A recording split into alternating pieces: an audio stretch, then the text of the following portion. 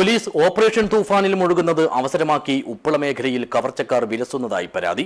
കഴിഞ്ഞ ഏതാനും ദിവസങ്ങളിൽ മാത്രം ഈ ഭാഗത്തെ വീടുകളിലും ഫ്ളാറ്റ് മുറികളിലും കള്ളന്മാർ കയറിയതായും ചൂണ്ടിക്കാട്ടുന്നു. This news sponsored by Yenepoya speciality hospital, Kodialbail, Mangalore.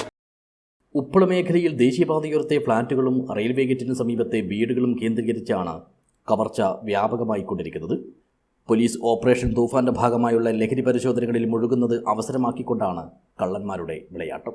കുടുംബാംഗങ്ങൾ സ്ഥലത്തില്ലാത്ത തക്കം നോക്കിയാണ് മിക്കപ്പോഴും മോഷ്ടാക്കൾ മുറികളിലും വീടുകളിലും കയറിയിറങ്ങുന്നത്.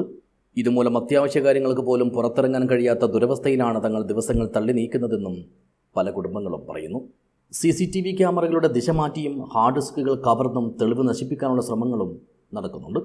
പോലീസിൻ്റെ ശ്രദ്ധ കൂടുതലായും ലഹരിക്കെതിരെയുള്ള നടപടികളിലേക്ക് വഴിമാറിയതോടെ രാത്രികാലങ്ങളിൽ കള്ളന്മാരുടെ മാത്രമല്ല സാമൂഹ്യ വിരുദ്ധരുടെയും അടിഞ്ഞാട്ടം കൂടി വരുന്നതായും ആക്ഷേപമുണ്ട്.